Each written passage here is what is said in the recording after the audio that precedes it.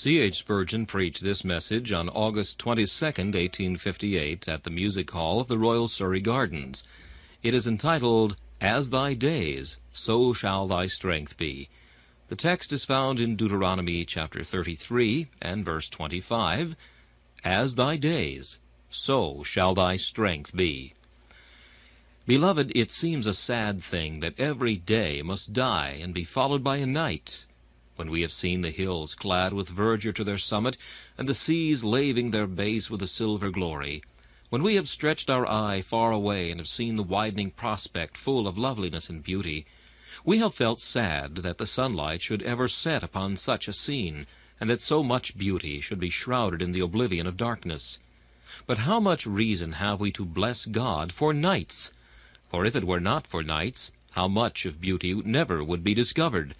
Never should I have considered the heavens, the work of thy fingers, O my God, if thou hadst not first covered the sun with a thick mantle of darkness.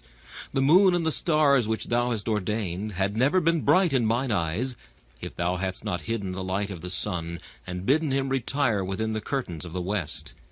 Night seems to be the great friend of the stars.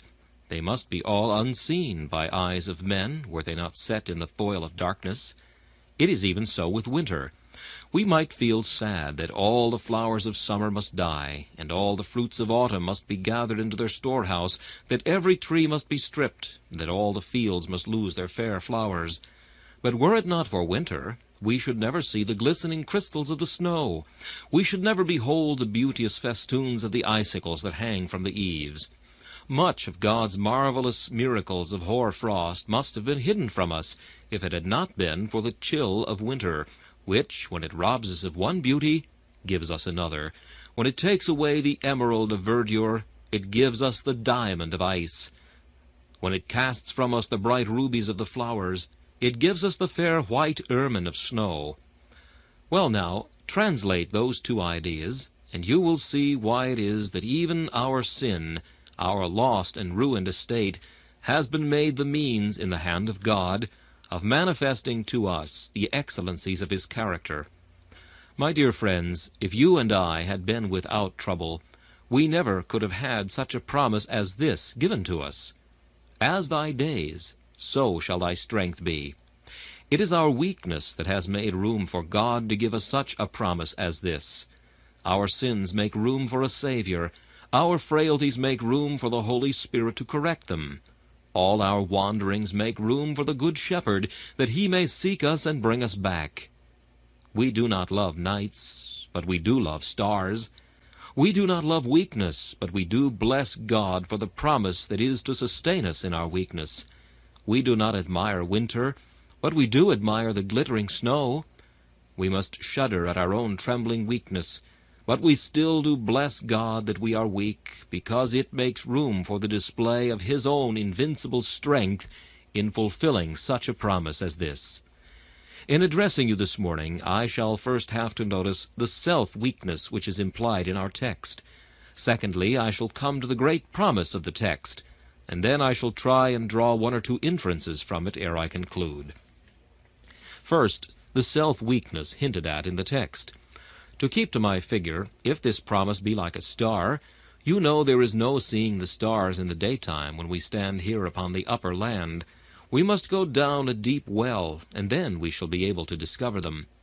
Now, beloved, as this is daytime with our hearts, it will be necessary for us to go down the deep well of old recollections of our past trials and troubles.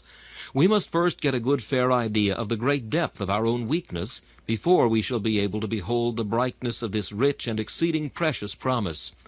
A self-sufficient man can no more understand this promise than a coal-heaver can understand Greek. He has never been in a position in which to understand it. He has never learned his own need of another's strength, and therefore he cannot possibly understand the value of a promise which consists in giving to us a strength beyond our own. Let us for a few minutes consider our own weakness. Ye children of God, have ye not proved your own weakness in the day of duty? The Lord has spoken to you, and he has said, Son of man, run and do such and such a thing which I bid thee. And you have gone to do it. But as you have been upon your way, a sense of great responsibility has bowed you down, and you have been ready to turn back even at the outset, and to cry, "Send by whomsoever thou wilt send, but not by me." Reinforced by strength, you have gone to the duty, but while performing it, you have at times felt your hands hanging exceeding heavy, and you have had to look up many a time and cry, "O Lord, give me more strength, for without thy strength this work must be unaccomplished. I cannot perform it myself." And when the work has been done, and you have looked back upon it, you have either been filled with amazement that it should have been done at all by so poor and weak a worm as yourself, or else you have been overcome with horror that you have been afraid the work was marred, like the vessel on the potter's wheel, by reason of your own want of skillfulness. I confess in my own position, I have 1,000 causes to confess my own weakness every day. In preparing for the pulpit, how often do we discover our weakness, when 100 texts exhibit themselves, and we know not which to choose, and when we have selected our subject, distracting thoughts come in, and when we could concentrate our minds upon some holy topic, we find they are carried hither and thither, driven about like the minds of children by every wind of thought. And when we bow our knees to seek the Lord's help before we preach, how often does our tongue refuse to give utterance to the earnestness of our hearts? And alas, how frequently too is our heart cold when we are about to enter upon an occupation which requires the heart to be hot like a furnace, and the lip to be burning like a live coal. Here in this pulpit I have often learned my weakness, when words have fled from me, and thoughts have departed too, and when that zeal which I thought would have poured itself forth like a cataract has trickled forth in unwilling drops like a sullen stream, the source of which doth almost fail, and which seemeth itself as if it longed to be dried up and dead. And after preaching, how have I cast myself upon my bed, and tossed to and fro, groaning because I thought I had failed to deliver my message, and had not preached my Master's word as my Master would have me preach it. All of you, in your own callings, I dare say, have had enough to prove that. I do not believe a Christian man can examine himself without finding every day that weakness is proven even in the doing of his duty. Your shop, however small, will be enough to prove to you your weakness. Your business, however little, your cares, however light, your family, however small, will furnish you with enough proofs of the fact. Without me you can do nothing. He that abideth in me, and I in him, the same bringeth forth much fruit. For without me ye can do nothing. But, beloved, we prove our weakness perhaps more visibly when we come into the day of suffering. There it is that we are weak indeed. I have sat by the side of those who have been exceedingly sick, and have marked their patience. But I do not know that I ever wondered at the patience of a sick man so much as I do when I am sick myself. Then patience is an extraordinary virtue. Women suffer, and suffer well. But I do think there are very few men who could bear the tithe of the suffering that many women endure, without exhibiting 100 times as much impatience. Most of us who are gifted with strong constitutions, and have but little of sickness, have to chasten ourselves that what little sickness we have to contend with is borne with so little resignation and with so much impatience, that we are so ready to repine, so prepared to bow our heads and wish we were dead, because a little pain is rending our body. Here it is that we prove our weakness indeed. Ah, people of God, it is one thing to talk about the furnace. It is another thing to be in it. It is one thing to look at the doctor's knife, but quite another thing to feel it. You will find it one thing to sip the cup of medicine, but quite another thing to lie in bed a dreary week or month, and to drink on and on and on of that nauseating draught. When you are on dry land, most of you are good sailors. Out at sea you are vastly different.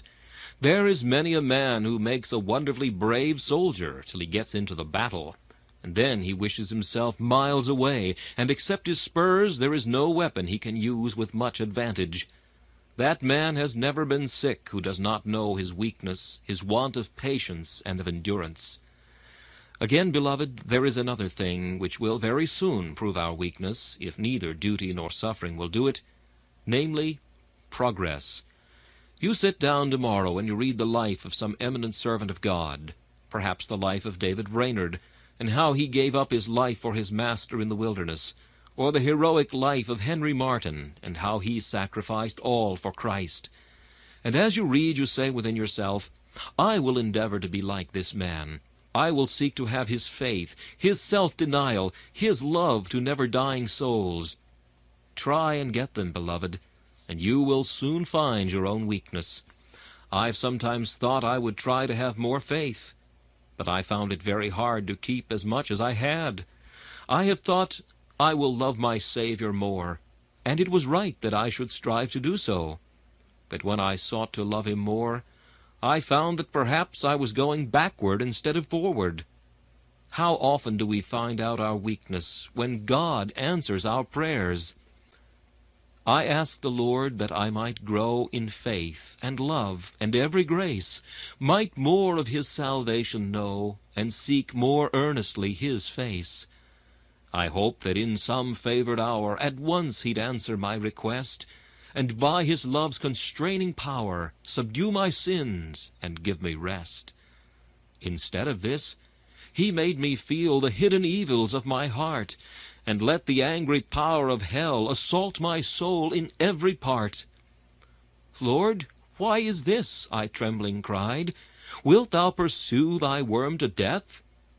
'Tis in this way, the Lord replied, I answer prayer for grace and faith. That is, the Lord helps us to grow downward when we are only thinking about growing upward. Let any of you try to grow in grace and seek to run the heavenly race and make a little progress, and you will soon find in such a slippery road as that which we have to travel that it is very hard to go one step forward, though remarkably easy to go a great many steps backward. If neither of these three things will prove thy weakness, Christian, I will advise thee to try another. See what thou art in temptation. I have seen a tree in the forest that seemed to stand fast like a rock. I have stood beneath its wide-spreading branches, and have thought to shake its trunk to see if I could, but it stood immovable. The sun shone upon it, and the rain descended, and many a winter's frost sprinkled its boughs with snow, but still it stood fast and firm. But one night there came a howling wind which swept through the forest, and the tree that seemed to stand so fast lay stretched along the ground, its gaunt arms which once were lifted up to heaven lying helplessly broken, and the trunk snapped in twain.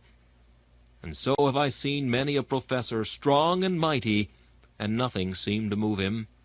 But I have seen the wind of persecution and temptation come against him, and I have heard him creak with murmuring, and at last have seen him break in apostasy, and he is lain along the ground, a mournful specimen of what every man must become, who maketh not the Lord his strength, and who relieth not upon the Most High. Ah, says one, I do not believe I could be tempted to sin. My friend, it depends upon what kind of temptation it should be. There are many of us here who could not be tempted to drunkenness, and others who could not be tempted to lust. If the devil should set before some of you cups of the richest wines that ever came from the vintages of Burgundy or of Xeres, you would not care for them. If you did but sip them, it would suffice you. It would be in vain to tempt you with the drunkard's song. Nothing could induce you to lose your equilibrium by intoxicating liquors. But perhaps you are the very man whom a temptation of lust might overthrow, while there be other men whom neither lust nor wine can overcome, who may be led by a prospect of profit into that which is dishonest, and others again whom neither profit nor lust nor wine would turn aside, may be overthrown by anger or envy or malice. We have all our tender points. When Thetis dipped Achilles in the Styx, you remember she held him by the heel. He was made invulnerable wherever the water touched him, but his heel, not being covered with the water, was vulnerable, and there Paris shot his arrow, and he died. It is even so with us. We may think that we are covered with virtue till we are totally invulnerable, but we have a heel somewhere. There is a place where the arrow of the devil can make way. Hence the absolute necessity of taking to ourselves the whole armor of God, so that there may not be a solitary joint in the harness that shall be unprotected against the arrows of the devil. Satan is very crafty. He knows the ins and outs of manhood. There is many an old castle that has stood against every attack, but at last some traitor from within has gone without and said, I know an old deserted passage, a subterranean back way that has not been used for many a day. In such and such a field you will see an opening. Clear away a heap of stones there, and I will lead you down the passage. You will then come to an old door of which I have the key, and I can let you in.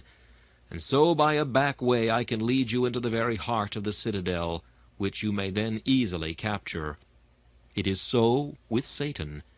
Man knoweth not himself so well as Satan knows him. There are back ways and subterranean passages into man's heart which the devil doth well understand, and he who thinketh that he is safe, let him take heed lest he fall. That is not a bad hymn of Dr. Watts after all, where he tells us that Samson was very strong while he wore his hair, but Samson, when his hair was lost, met the Philistines to his cost, shook his vain limbs with vast surprise, made feeble fight, and lost his eyes. The reason was because there was a back way into Samson's heart. The Philistines could not overcome him. Heaps upon heaps, with the jawbone of an ass have I slain 1,000 men. Come on, Philistines, he will rend you in pieces as he did the young lion. Bind him with green withes, and he will snap them as tow. Weave his locks with a weaver's beam, and he will carry away loom and all, and go out like a giant refreshed with new wine. But, O Delilah, he hath a back way to his heart. Thou hast found it out, and now thou canst overcome him.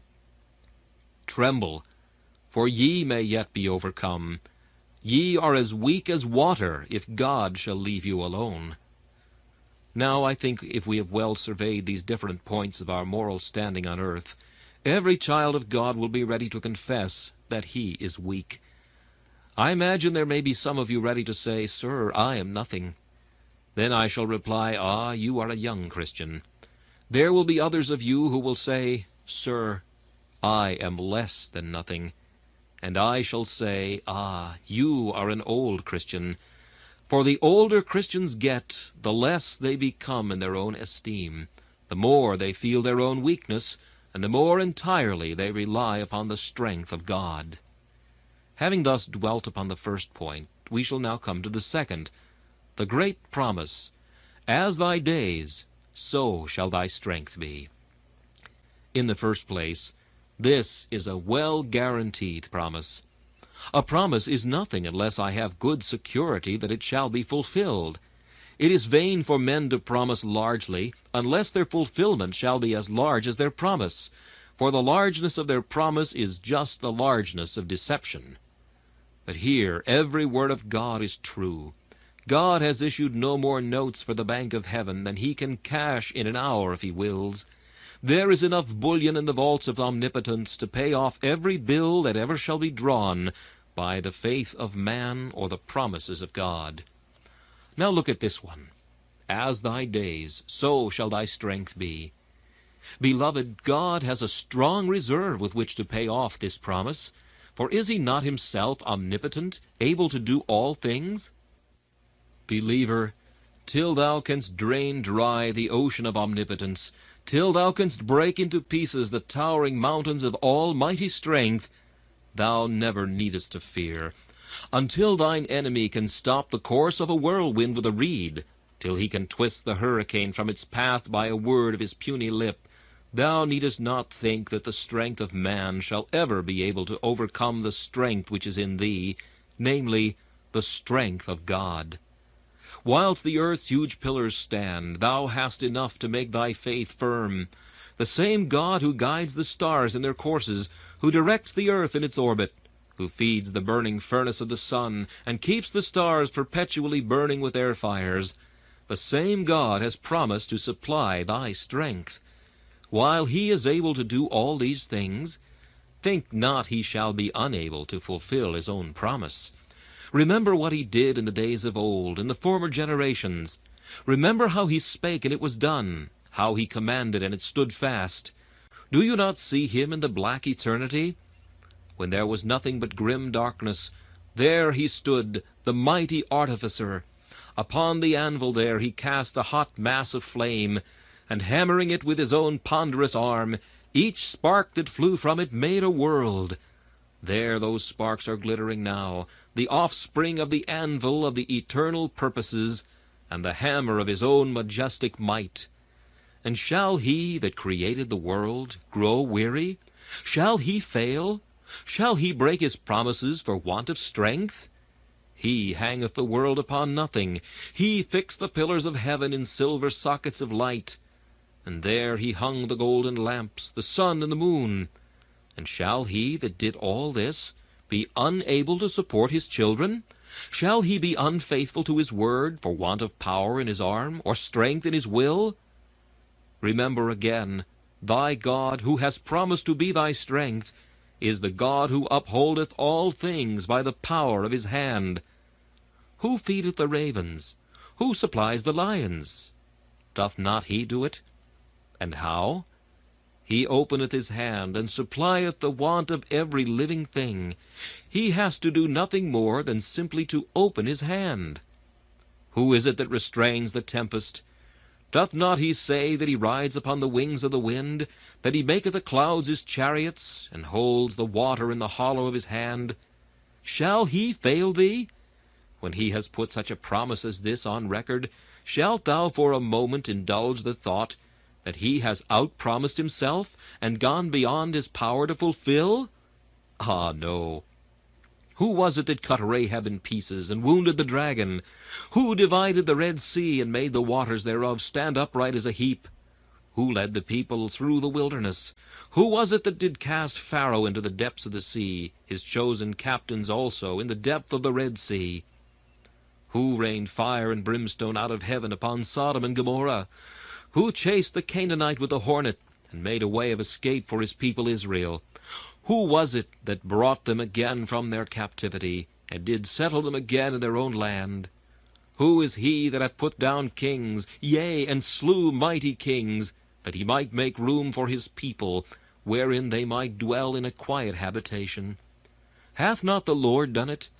And is his arm shortened that he cannot save?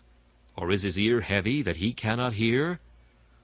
O thou who art my God and my strength, I can believe that this promise shall be fulfilled, for the boundless reservoir of thy grace can never be exhausted, and the unlimitable storehouse of thy strength can never be emptied or rifled by the enemy. It is, then, a well-guaranteed promise. But now I want you to notice it is a limited promise. What, says one, limited? Why, it says, as thy days, so shall thy strength be. Aye, it is limited. I know it is unlimited in our troubles, but still it is limited. First it says our strength shall be as our days are. It does not say our strength is to be as our desires are. Oh, how often have we thought, how I wish I were as strong as so-and-so, one who had a great deal of faith. Ah, but then you would have rather more faith than you wanted, and what would be the good of that? It would be like the manna that the children of Israel had. If they did not eat it in the day, it bred worms and stank. Still, says one, if I had faith like so-and-so, I think I should do wonders. Yes, but you would get the glory of them. That is why God does not let you have the faith, because he does not want you to do wonders. That is reserved for God, not for you. He only doeth wondrous things. Once more, it does not say our strength shall be as our fears. God often leaves us to shift alone with our fears, never with our troubles. Many of God's people have a manufactory at the back of their houses in which they manufacture troubles, and homemade troubles, like other homemade things, last a very long while, and generally fit very comfortably. Troubles of God's sending are always suitable, the right sort for our backs, but those that we make are of the wrong sort, and they always last us longer than God's. I have known an old lady sit and fret because she believed she should die in a workhouse, and she wanted God to give her grace accordingly. But what would have been the good of that? Because the Lord meant that she should die in her own quiet bedroom. I have heard of and known men who, being sick, believed they were dying, and wanted grace to die complacently. But God would not give it them, because He intended them to live. And why should He give them dying grace till they came to die? We have known others who said they wanted grace to endure many troubles which they expected to come upon them. They were going to fail in a fortnight or so. But they did not fail, and it was no wonder they had not grace given to them, because they did not require it. The promise is, "As thy days, so shall thy strength be." When your vessel gets empty, then will I fill it. I will not give you any extra over and above. When you are weak, then I will make you strong. But I will not give you any extra strength to lay by. Strength enough to bear your sufferings and to do your duty, but no strength to play at matches with your brethren and sisters in order to get the glory to yourselves. Oh, if we had strength according to our wishes, we should soon all of us be like Jeshurun, wax fat, and begin to kick against the Most High. Then again, there is another limit. It says, "As thy days, so shall thy strength be." It does not say, "As thy weeks or months," but "as thy days." You are not going to have Monday's grace given you on a Sunday, nor Tuesday's grace on a Monday. You shall have Monday's grace given you on Monday morning, as soon as you rise and want it. You shall not have it given you on Saturday night. You shall have it day by day, no more than you want, no less than you want. I do not believe God's people are to be trusted with a week's grace all at once. They are like many of our London workmen. They get their wages on Saturday night, and then the rascals go and have St. Monday and St. Tuesday, and never do a stroke of work till Wednesday, when they go to the pawnbrokers with their tools to help them over till the next Saturday night. Now, I think God's children would do the same. If they had grace given them on Saturday to last them all through the week, I question whether the devil would not get a good deal of it, whether they would not be pawning some of their old evidences before the week was out, in order to live upon them, spending all their grace on Monday and Tuesday, spending very much of their strength in indulging in pride and boasting, instead of walking humbly with their God. No, as thy days, so shall thy strength be. Now, having said that the promise is limited, perhaps I am bound to add what an extensive promise this is. As thy days, so shall thy strength be. Some days are very little things. In our pocketbook we have very little to put down, for there was nothing done of any importance. But some days are very big days. Ah, I have known a big day, a day of great duties, when great things had to be done for God, too great, it seemed, for one man to do. And when great duty was but half done, there came great trouble, such as my poor heart had never felt before. Oh, what a great day it was! There was a night of lamentation in this place, and the cry of weeping, and of mourning, and of death. Ah, but blessed be God's name! Though the day was big with tempest, and though it swelled with horror, yet as that day was, so was God's strength. Look at poor Job. What a great day he had once! Master, says one, the oxen were plowing, and the asses feeding beside them, and the Sabaeans fell upon them and took them away. In comes another, and he says, the fire of God hath fallen on the sheep. Oh, says another, the Chaldeans have fallen upon the camels and taken them away, and I, only I, am left to tell thee. Still, you see, grace kept growing with the day. Still strength grew as the trouble grew. At last comes the backstroke. A great wind came from the wilderness, and smote the house where thy sons and daughters were feasting, and they are dead, and I, only I, am left to tell thee. Grace still kept growing, and at last the grace did overflow the trouble, and the poor old patriarch cried, the Lord gave, and the Lord hath taken away. Blessed be the name of the Lord. Ah, Job, that was a big day indeed, and it was big grace that went with that big day. Satan sometimes blows up our days with his black breath, till they grow to such a cursed height that we know not how great the days must be.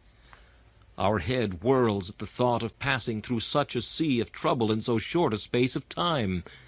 But oh, how sweet it is to think that the bed of grace is never shorter than a man can stretch himself upon it, nor is the covering of almighty love ever shorter than that it may cover us. We never need be afraid. If our troubles should become high as mountains, God's grace would become like Noah's flood. It would go 20 cubits higher till the mountains were covered.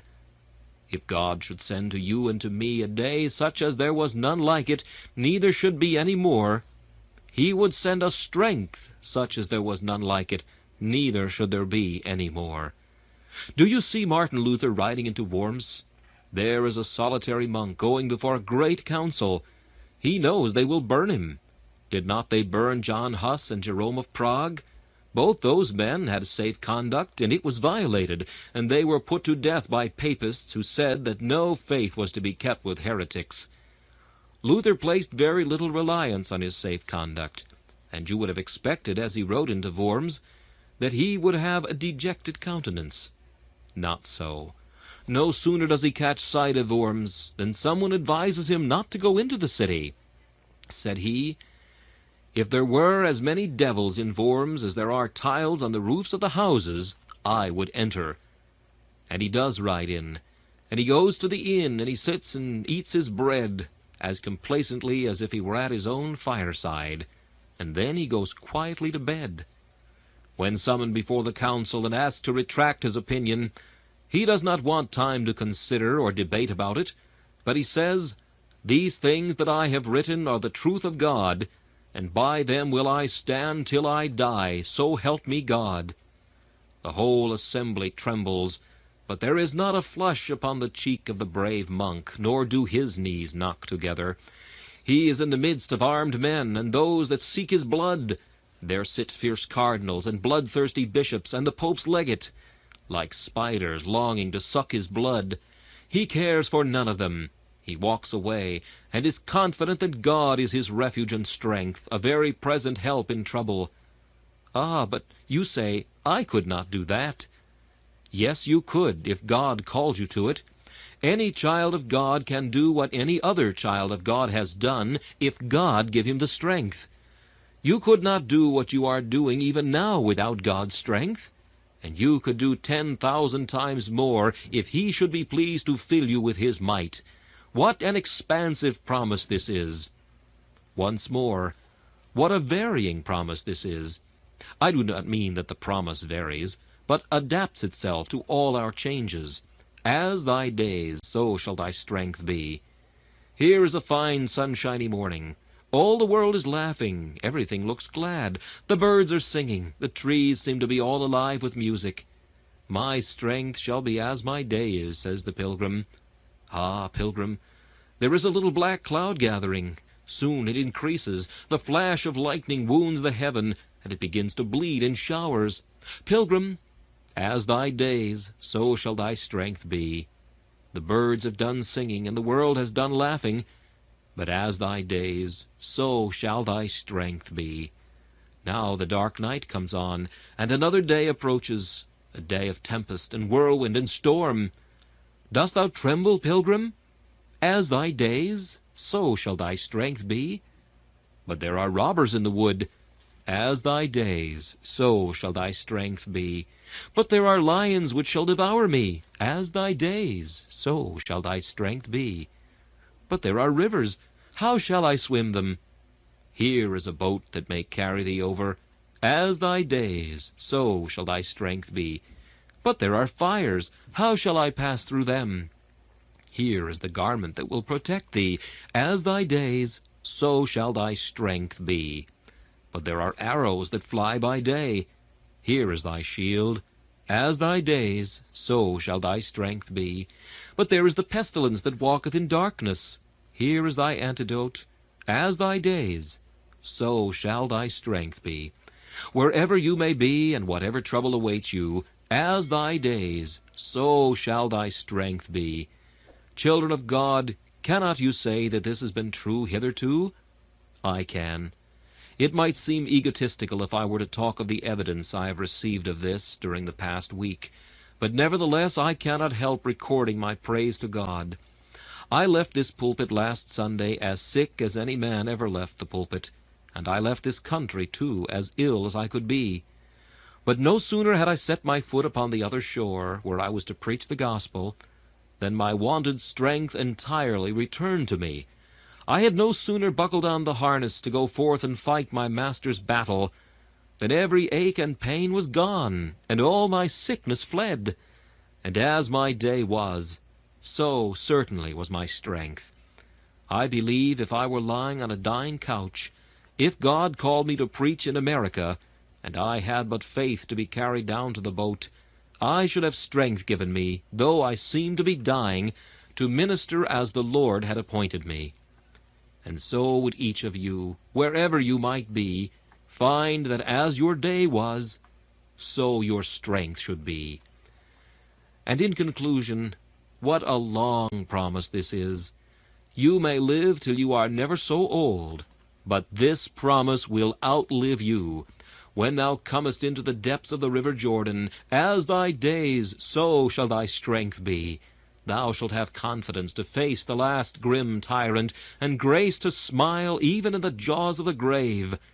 And when thou shalt rise again in the terrible morning of the resurrection, as thy days, so shall thy strength be. Though the earth be reeling with dismay, thou shalt know no fear. Though the heavens are tottering with confusion, thou shalt know no trouble. As thy days, so shall thy strength be. And when thou shalt see God face to face, though thy weakness were enough to make thee die, thou shalt have strength enough to bear the beatific vision. Thou shalt see him face to face, and thou shalt live. Thou shalt lie in the bosom of thy God, immortalized and made full of strength. Thou shalt be able to bear even the brightness of the Most High. What inference shall I draw except this? Children of the living God, be rid of your doubts, be rid of your trouble and your fear. Young Christians, do not be afraid to set forth on the heavenly race. You bashful Christians that, like Nicodemus, are ashamed to come out and make an open profession, don't be afraid. As your day is, so shall your strength be. Why need you fear? You are afraid of disgracing your profession. You shall not. Your day shall never be more troublesome or more full of temptation than your strength shall be full of deliverance. And as for you that have not God to be yours, I must draw one inference for you. Your strength is decaying. You are growing old, and your old age will not be like your youth. You have strength which you prostitute to the cause of Satan, which you misuse in the service of the devil. When you grow old, as you will do, unless your wickedness shall bring you to an early grave, they that look out of the windows must be darkened, and the grasshopper must be a burden to you, and your strength shall not be as your day. And when you come to die, as die you must, then you shall have no strength to die with. You must die alone. You must hear yon iron gates creak on their hinges, and no guardian angel to comfort you as you go through the dreary vault. And you must stand at God's great bar at the day of resurrection, and no one to strengthen you there. How will your cheek blanch with terror? How will your soul be affrighted with horror when you shall hear it said, "Depart, ye cursed, into everlasting fire in hell, prepared for the devil and his angels." You have no such promise as this to cheer you onward, but you have this to drive you to despair. Your days shall become heavier, but your strength shall become lighter. Your sorrow shall be multiplied, and your joys shall be diminished. Your days shall shorten, and your nights shall lengthen. Your summer shall become dimmer, and your winter shall become blacker. All your hopes shall die, and your fears shall live. You shall reap the harvest of your sins in the dreadful vintage of eternal wrath. May God give us all grace, so that when days and years are past, we all may meet in heaven. There are some people here that I've seen a great many times, and I thought they would have been converted before now. I ask them one question, and it is this: what will you do in the swellings of Jordan, when death shall get hold upon you? What will you do then? May God help you to answer, and prepare to meet him.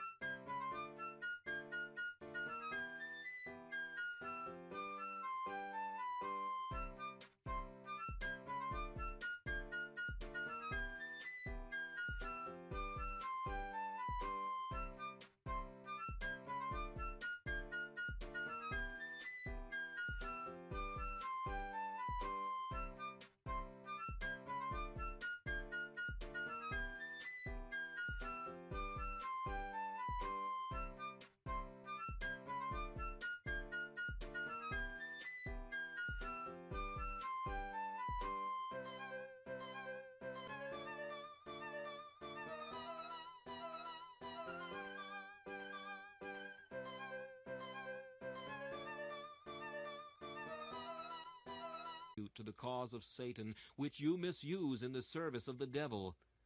When you grow old, as you will do, unless your wickedness shall bring you to an early grave. They that look out of the windows must be darkened, and the grasshopper must be a burden to you, and your strength shall not be as your day. And when you come to die, as die you must, then you shall have no strength to die with.